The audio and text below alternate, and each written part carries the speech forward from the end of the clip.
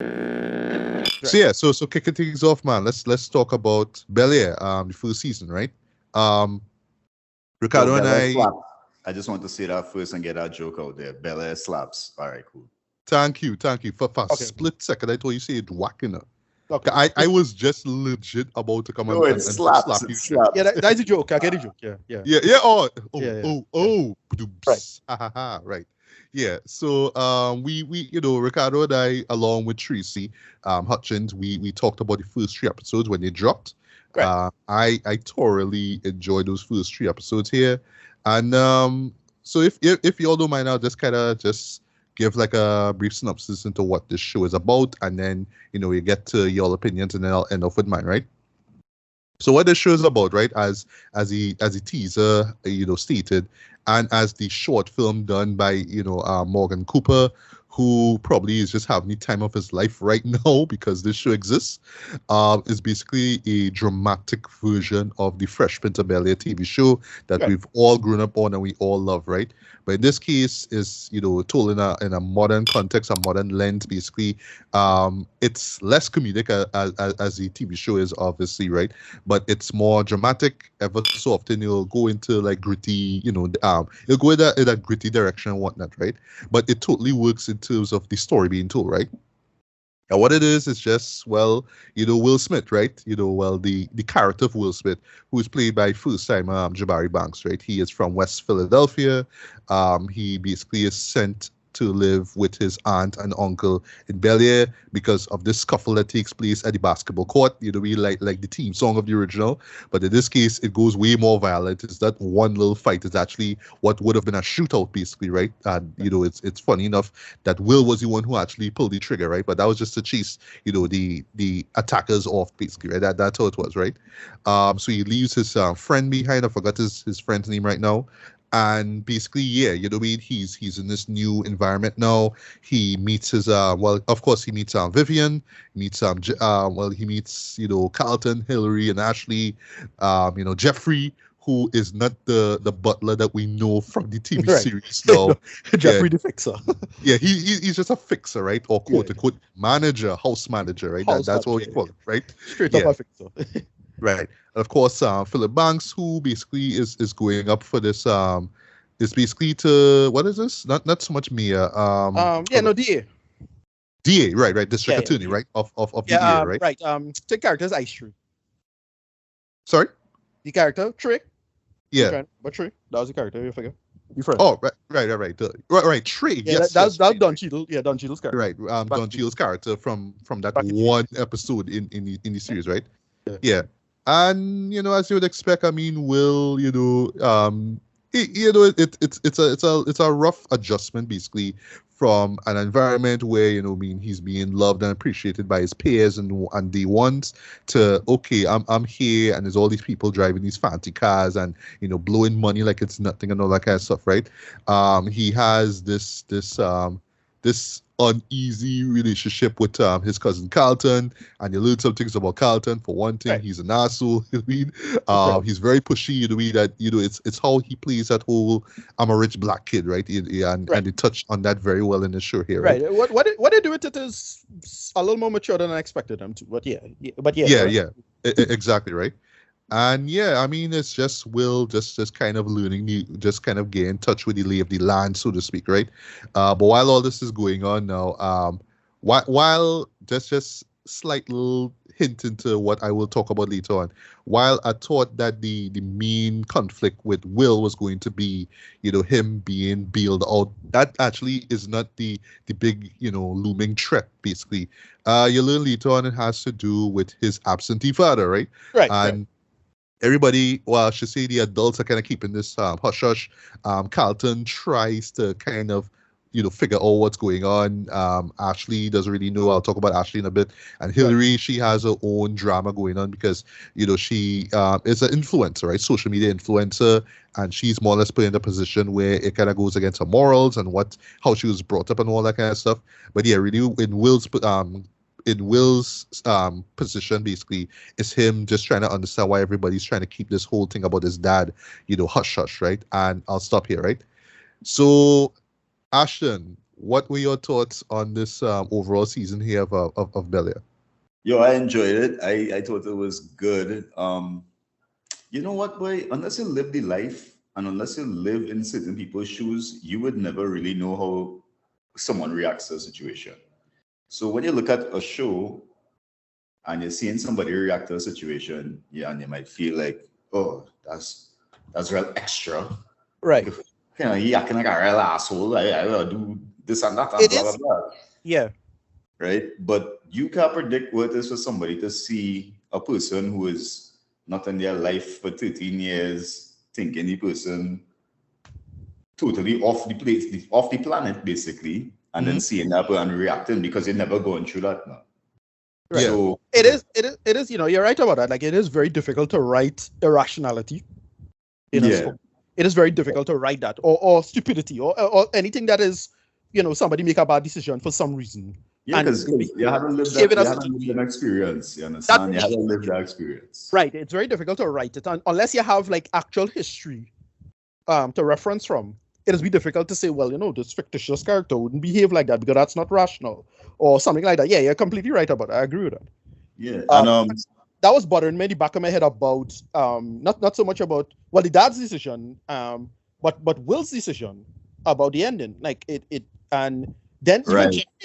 Jeffrey's decision. That's why I mentioned that. That's exactly why I mentioned it, because of Will's in the last episode.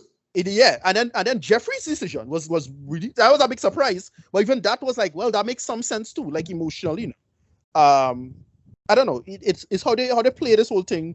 It didn't land for me particularly well, but I thought it's still, I could understand why it stands the reason that there's something going on with Jeffrey. Maybe Jeffrey has a son who's in jail. Something, right? They had a reference. Yeah. Or maybe he has a son he has never seen, and something. The son never want to look him up. So will he? Whatever the reason, they're gonna be a reason in season 2 for the betrayal of confidence. Yeah, where they leave, I thought where they leave the ending was a great space. Like him, connecting with Jazz and saying, all right, well, he gonna not. I don't think he'll go back to LA because the mother is also part of the nonsense. Let's be fair about that. But where they leave it is like, all right, well, is him with Jazz? And he could probably be working with Jazz, and especially Jazz in the context of Hillary this time, they changed it up completely. Like they have which I was all for, because Jazz were kind of joking. Fucking smooth in this though. I know, right? Yeah, this Jazz is like chocolate smooth. Yeah, that they make him real smooth in this dread. Jeez, boy, like, well, word dog. Yeah. Anyway, yeah, you go ahead. Sorry, go ahead, Ashton. Finish. Right. Yeah. So when you watch Bel-Air as a person, I think you need to watch it with a very open mind. Forget about the Fresh Prince part of it. The lifestyle. I'll talk about that. Forgetting it or not, right? But yeah. Right. The lifestyle part of it, right, is crazy to think about, because what these people are talking about, where these people are living, is fantastical. And what I'm saying is, don't put yourself in a situation where they're making decisions, because they're making decisions based off of their character's lifestyle, right? So you really have to watch this show with a kind of nice open mind. And because I did that, I was very happy with the show. I was very happy with the acting. Somebody casting choices I find was weird, or somebody arcs that they give the characters I find was weird. I'll tell you one, and people might tell me XYZ about this, or they might comment, whatever, but whatever. Lisa's body type does not match what her character is supposed to be trained. Wow, real dread this. Okay, bro. Wow, real dread this. Listen, the only problem, is bordering on fat shaming, are you? I don't think she's. No, I'm telling you. I don't think she's a. I think no. You think she makes some sense because she's a swimmer, right? But the problem is that you compare it. She to me in my head, I still compare she to Dialogue now. The Dialogue, yeah, it's kind of easy to do that. That's the problem. Dialogue is a top tier body there, so like. Oh yeah, that's the next thing. Yeah, she's a goodie. I can understand why why you'll be for her, because she's look good, like she look real good. But I understand why you would say something like that. I kind of get it. You know, and plus her character is supposed to be a triathlete. She's training for a triathlon. Right. When they change up what she's doing, because I can't remember what the original was doing. And that's why I can't figure that how they can have. Well, I mean, the girl is a good actress. Nothing wrong with her. Right. But why make that part of a story arc? That's unnecessary. I That don't- whole thing, and you have all the creative freedom in the world. You could have write that out. You True. understand? Could have be like, yo, this girl right here, she's the president of the school for reasons unknown. Everybody love her, and just done it right there. You know what I mean? But Right. it was interesting. Some of the choices they made, yo, Carlton, yo, you Right. hate- I don't know how it is. I can hate Carlton. For how many episodes this was again? 8 or 9 or 10? 10. 10. I don't know how I can hate this man for 9 episodes and then love him in 1 episode. Yeah. Right. Oh, yeah, and I was like, and you guys- yeah, and you guys were even- no. What's that? I know I got so angry. I was like, I can't believe this man is the man that I got like the most in the last episode. You know? Also, the dad, big reveal. You know, I find it sick. I always like to see that brother on screen whenever he on screen. Yeah. Oh, yeah, yeah. I'll allow one of y'all to say more about that, right? I will just Okay. wet the air hole with the information. You understand? Right. Sure. And we will say who it is. Sorry. Slight Right. spoiler, but we have to talk about it. I know it had to be somebody. I just give you all the responsibility of the spoilers now, so that nobody could ever say, "Oh, yeah, Ashton, that Ashton from her." Yeah. No. But Look what Ashton did. I knew Yeah. they Look were what that going to get impression somebody. they did. I knew they were gonna get somebody special for the dad, like because last time it was a big actor, like Ben Vereen was huge, like back then. So Yeah, when it was but- Ben Vereen, that's such a big call back then. Now, so like they had to get somebody who But we know also, could be serious, but we don't expect. play back him and the moms. The moms had to have been a little bit older then. Right. Yeah. Yeah, a little bit. It's fine. I didn't bother me too much, but yeah, that I didn't think about it too much. Anyway, go ahead now. But yeah, so all in all, I would say the casting, the modernization of the show to match the times that we currently live in is good. So that is why you need to disassociate this Fresh Prince from the back in the days Fresh Prince, because that's exactly what that was. That's back in the days. We didn't have a lot of things exposing us to how life really is for some of these people, you know what I mean? And this show goes to show that this is like, it's the same Fresh Prince, you know, but this is the Fresh Prince without all the fluff and flowers and candy canes and niceness. This is, because if you remember, Fresh Prince of Bel-Air also did major storylines, you know, like guns, I think drugs at some point. Yeah, well, the same. They take all the drama stuff think, from that old show and put it in this. The only thing Right. is the gun thing. But Got it, do the drugs definitely was worth my time, man, and I would recommend the show to anybody. I give it, also, you know, I rate after I talk. I give it 9.8 crowns out of 10. All right. Okay. Glad you enjoyed it so much, man. I rate it like that because I give it 0.2 off because I just find some of the dialogue between the youths and the adults is a little off in my hearing, right, based off of the reaction that the adults give the youths and them. But that's I know you talk about right with a particular song, but I feel, bro, like, but what it sounds. What it sounds like to me, it's like it's adults writing for kids and trying to think like, oh, this is how, you know, intellectual children sound when they talk to adults. I'll talk about that with a certain someone, but it felt a little off to me, you know. But yeah, go on. But still, you know, and that's the only thing I give it 0.2 off of. I mean, anybody can tell me that I'm rating it too high or whatnot, but I mean, as you can hear from what I'm saying, my mind was open. I was open to it. I didn't judge it. I wanted to watch it and see it for what it was. Right. In fact, this show was so good. If you didn't call it Bel-Air, and if you didn't, and you changed everybody's name, and and borrowed the story elements, this could have been a totally different show by any other name, and everybody would enjoy it. In my Agreed. opinion. Yeah. Right? And that's my thoughts on Bel-Air. Bang bang.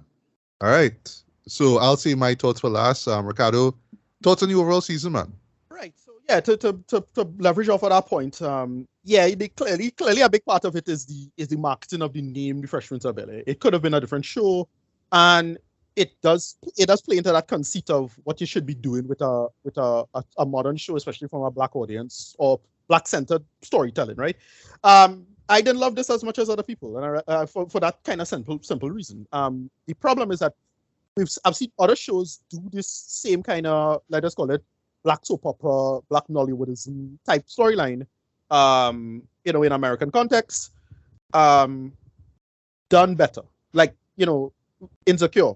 Insecure is a show that does a lot of this. Power.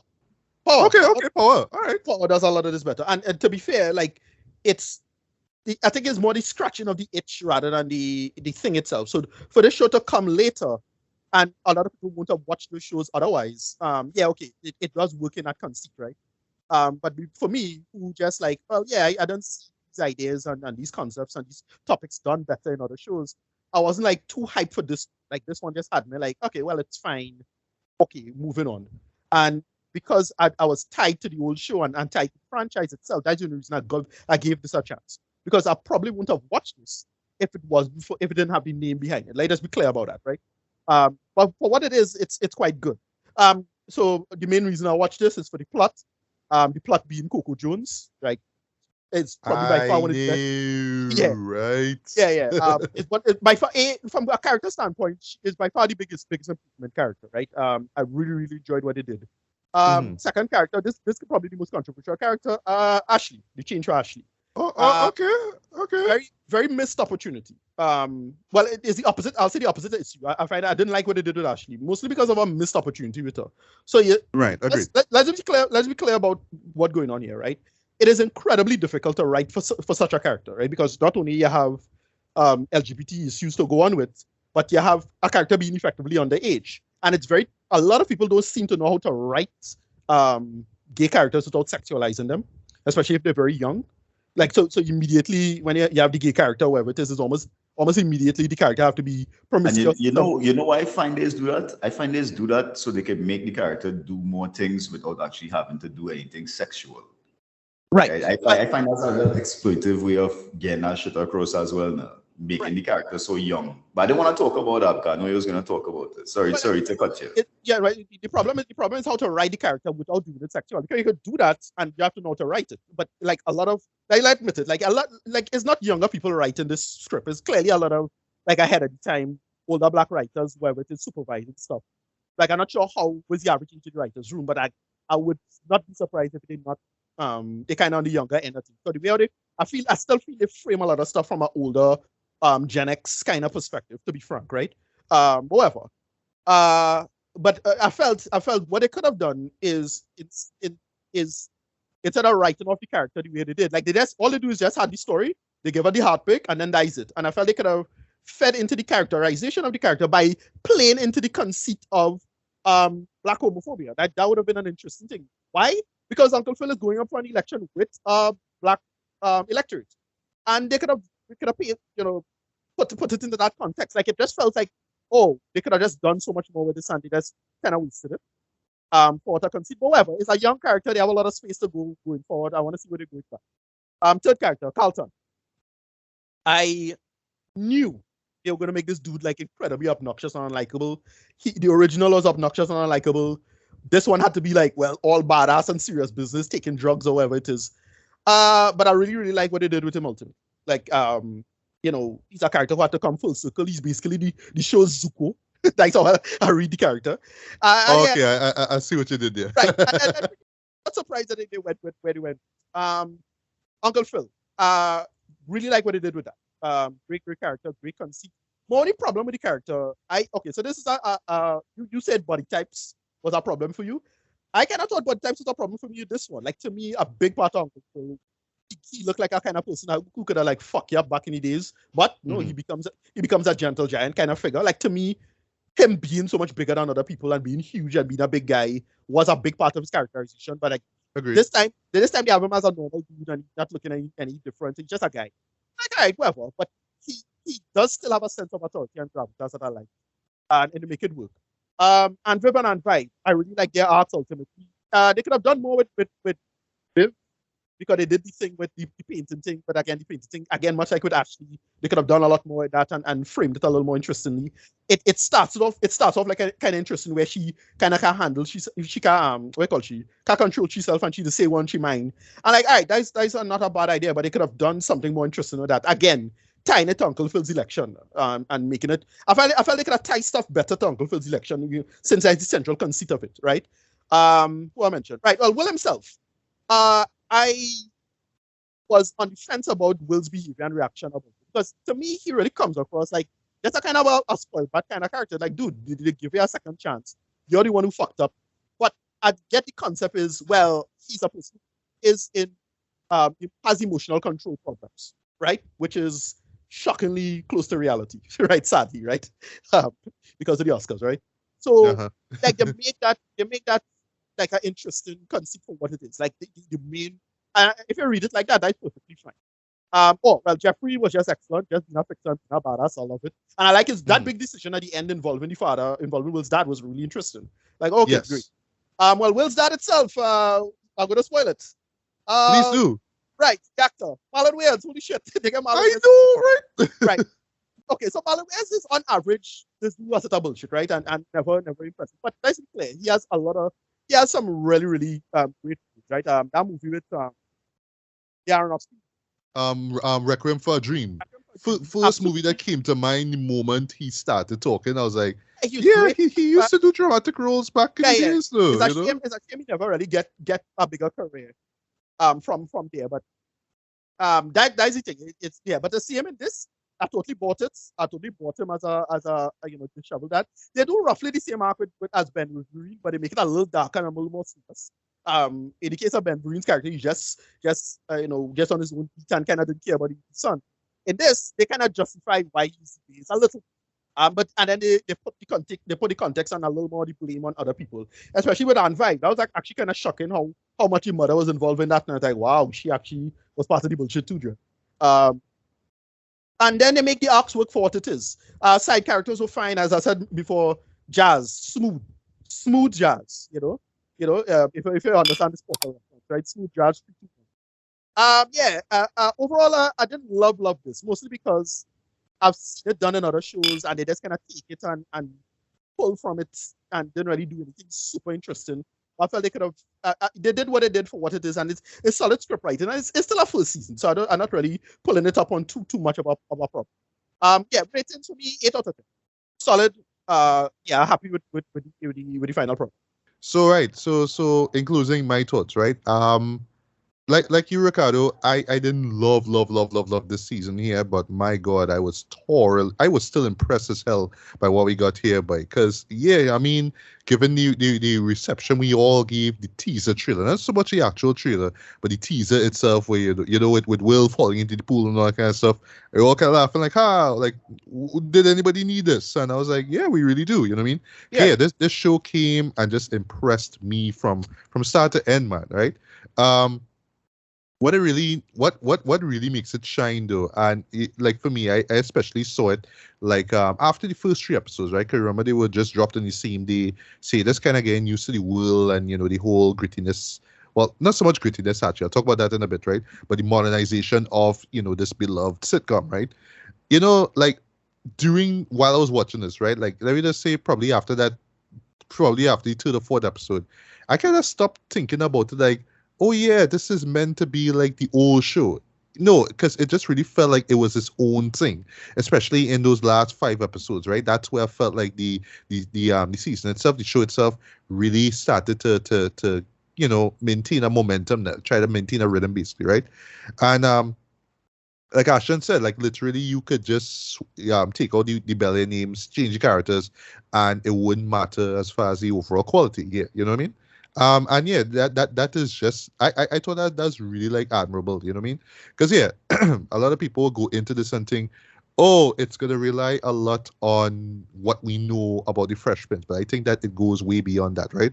How I see it is that it takes the formula, the template of the show, the stuff that we know, the beats and whatnot, but use it to explore these the socioeconomic issues, stuff involving, African American families, especially those who, are well off compared to other people, right? I love how the show does that, right?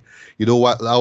In other words, while the sitcom kind of presents this rich black family, this one shows the rich black family in these times and how, how it isn't easy to just maintain that image, right? So that's what I love, like the tension between in particular, I think it's episode 8 with Vivian and her sister, right? Like, oh, you got rich and moved to Bel-Air and you just forgot me and I'm still here working this job and all that kind of stuff. Like I love that back and forth between the two and how that kind of escalated, right? And I love how at the end of the day, despite the grittiness, quote unquote, it's still a family drama, right? This is still family issues that they all deal Right. with, and similar to like a sitcom, a family sitcom, it resolves itself, right? But not in a cheesy, you hear the audience go oh, and then that's it. No, it plays out very, I don't want to say realistic, but very plausible in my opinion, right? I also love the slight little callbacks to older episodes of Fresh Prince, right? Like case in point, there's a blink in the missing moment Viv, where the old Viv comes on. I'll get to the old Viv, right? Yeah. But two in particular that I noticed, right? This is I think it's when they went to the church, right? The church service, right? And Will was talking about he mentions Boys to Men. Right. Like, oh, okay, right. Right. Like that Christmas episode that I admittedly watch every year, for Christmas, right? I see what y'all did there, right? Also a moment involving Will and Carlton, right? And this is right after Jeffrey leaves, right? Where the doorbell rings is like, wait, you gonna get that? No. Where's Carlton? Right. Where's Jeffrey, right? Which of course is a reference to the I quit Yeah, moment, right? yeah. Like you know that, right? But yeah, the surprise for me came in the form of seeing the new I should say the second half of the sitcom, right? The new Viv, basically, as you call her, right? Yeah, she shows up. Daphne Maxwell Reid. It's like, Yeah. oh yeah, you were in the reunion special too, right? Right. And they also had the actress who plays who played Will's mom in the series as well too, Vernie Watson Johnson. I was like, what? Okay, I love that, right? And of course, they're more or less to guide this show's Vivian, right? That's all I'll say, right? But I love that moment. That was a nice little callback moment, right? As for the characters themselves, casting wise, I thought that it was perfect. Well, sorry, not perfect. I would say it was excellent. I should say. I don't want to say perfect, right? From Jabari Banks, who at times looks and sounds like a young Will Smith, right? Like just shockingly spot on at times, right? But even though he is, primarily this kind of, this guy who just likes to have fun and whatnot, he has a lot he has to deal with, right? Especially in terms of, I love how they brought that up with his friend, showing up for a weekend, like, oh yeah, this kind of turn your back on West Philly and you're enjoying this life or whatnot, right?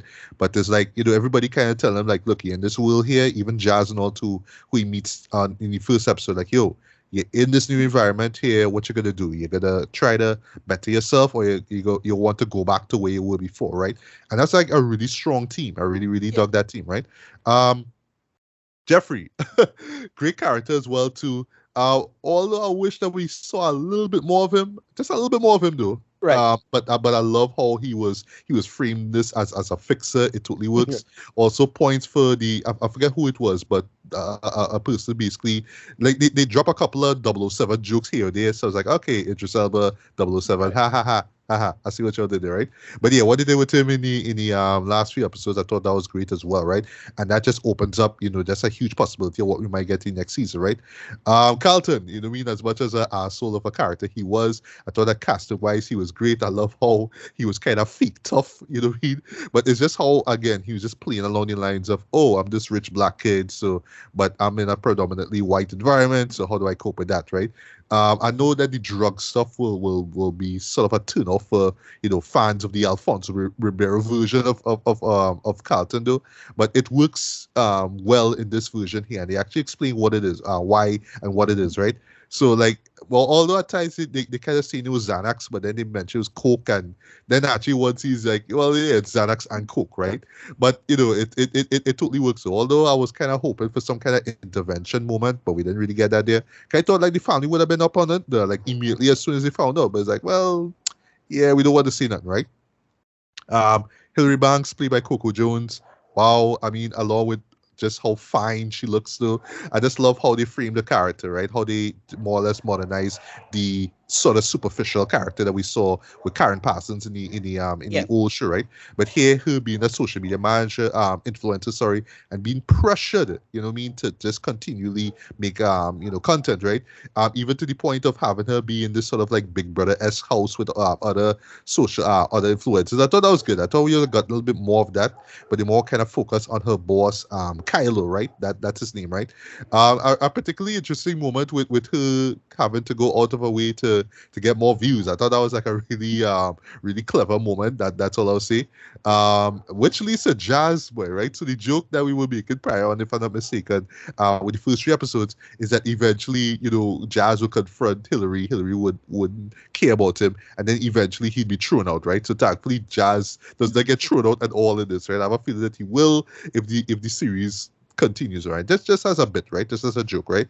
But yeah, boy, Jazz is smooth, boy. Oh my god, boy! Like, and it's how he hit it off with Hillary so quick though. But Yeah, I one love time. how it's framed too in terms of, look, I run in this record shop. Nobody really buying anything. Every so often a rapper will come. He want to get samples. But hey, yeah, this fine chick come now and she's showing me how to use the gram, right? And look, boom, your relationship pops out of it, right? I thought we would have gotten a little bit more tension as far as the relationship goes, especially with her trying to retain her freedom from Kylo. That's all I'll say. But he kind of wants to be there just to be by her side. And I don't blame him at all. But yeah, Jazz was great to this too, and I love just that final moment with him and Will, and just how it was juxtaposed with a similar image in the first episode. That was great, right?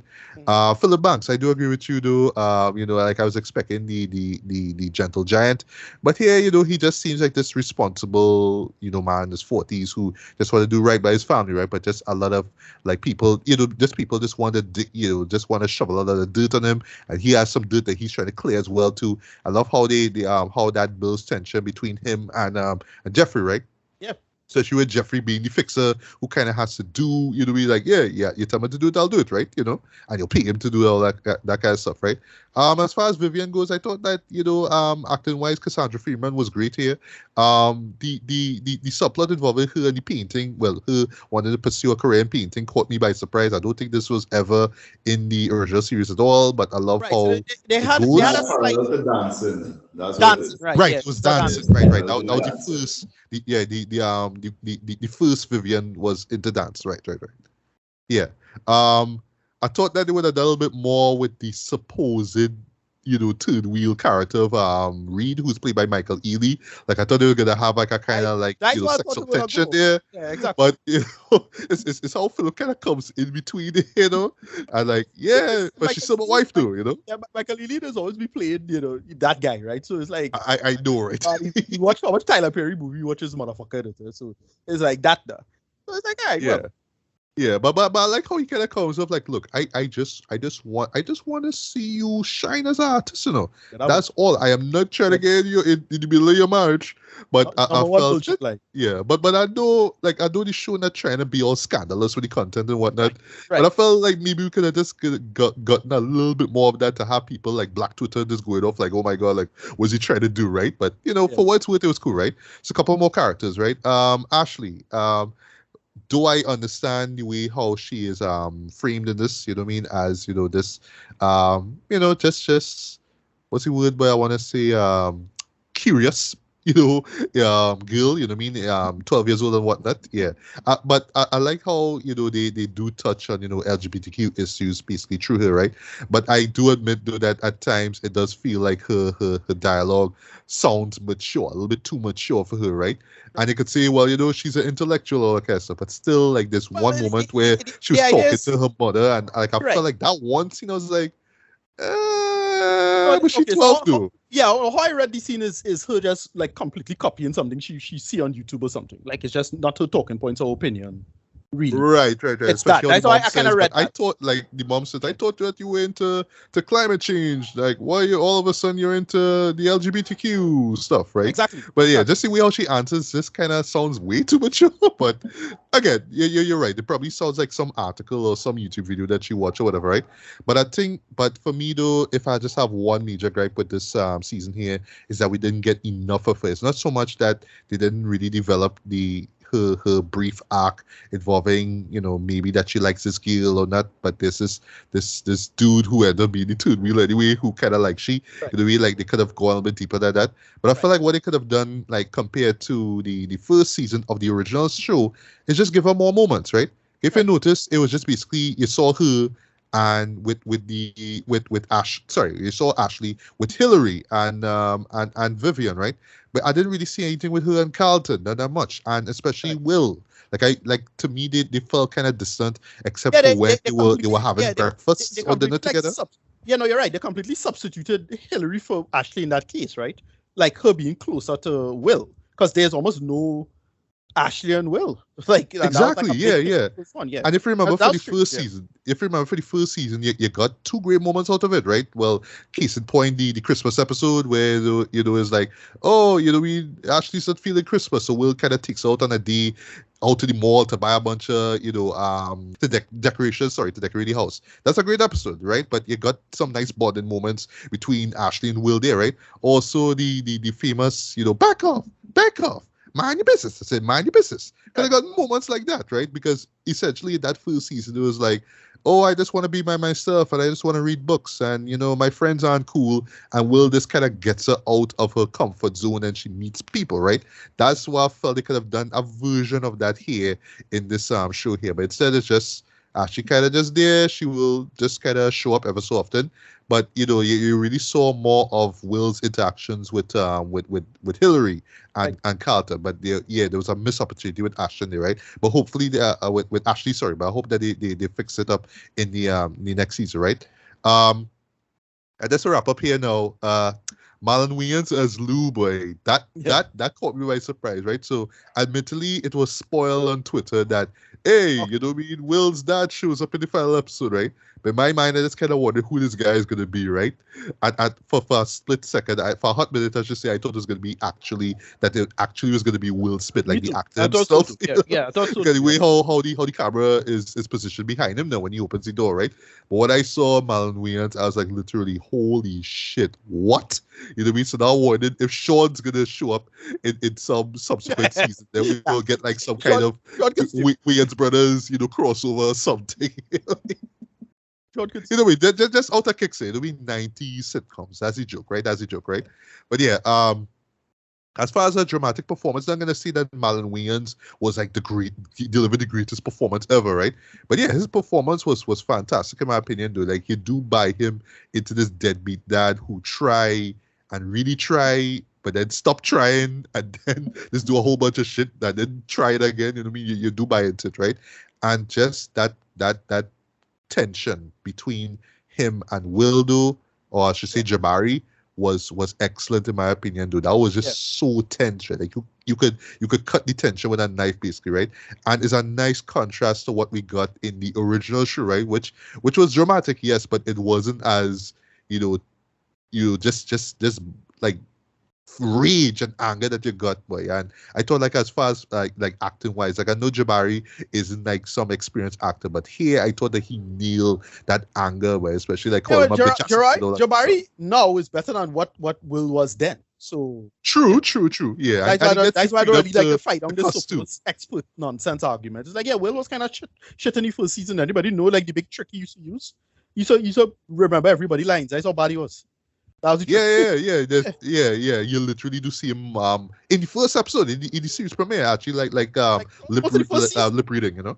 Yeah, he used to lip read. Like, yeah, that kind of stuff. So it's like, well, I don't mean pulling nobody up on that nonsense. Right. But also where the show shines, I would say it also is in direction as well. Some great choices of camera movement, some great cinematography, some nice locations. You know what I mean? It just brilliantly, I should say. I don't want to say perfectly, but brilliantly embodies that lifestyle, that environment of Bel-Air, right, compared to like what we saw in West Philly, right? And lastly, while I was hoping for more of the West Philly stuff to bleed its way throughout the rest of the season, unfortunately it does this. It just kind of stops at a particular point. I thought we would have gotten a follow up as to what happened, but no, it just kind of goes into my dad, right, and all that kind of stuff. But to be fair, the show did hint on the whole dad stuff from the first episode, right? So it's not like it just kind of automatically brings it up just so, right? But yeah, for what it's worth, even though it's not perfect, right? I do agree with you, Ricardo. It does explore territory that we've seen before in other black based TV shows, right, over the past few years or whatnot, right? As far as just updating of this formula, I think it absolutely works in terms of using the formula to explore contemporary issues. I thought it worked as well too, and not really treating the characters themselves as archetypes, right? But just using what we know about them and just fleshing them out even further, right? And then just kind of contextualizing them a bit as well too. I thought that absolutely worked here. And I would say right off the bat, I am excited for a second season. This deserves a second season, and that's not because it stops, at a cliffhanger, so to speak, like literally at a cliffhanger, right? Right, but still, I do hope that a second season comes out of it, though. Okay, yeah, I thought that for a first season, yeah, this was quite impressive, man. So rating wise, decent 4 out of 5, man. I thoroughly enjoyed this, though. Despite the little flaws here or there, I thought it works, and it was so good that oftentimes I forgot that yes, this is meant to be a new version of this or of the original Fresh Prince of Bel-Air, right? That's how great of the show it is, right? And yeah, I mean, I do encourage that people do check it out. But like I said before, if it's not your thing, if you just saw a trailer and you just don't like it, you think you just don't like this direction, then I guess it's not going to be for you. But I still say give it a chance, because believe me, you'll be surprised by this. And yeah, you will walk out of this pretty much enjoying this, man. So season 2 better happen despite the shit that we'll do. And, despite that, I would say just in general that Will should just focus on working on smaller projects like this and forget the Netflix stuff. Cooler off for now. Just focus on telling the story here, please, and not having to cancel because hardly anybody was watching. Please, more people need to check this shit out. Just saying. But yeah, I think the slap could affect the show going into a second season. I'm not sure, but maybe it's possible. We'll see. But I don't think so, to be honest. But yeah, it could. But it could. That would be the real crime committed in this whole situation, to be honest. Yeah, boy. But yeah, there's a lot of good in this show here, guys. And believe me, it outweighs the bad. So yeah, can't recommend the show enough, man. Check out season 1 of Bel-Air, man.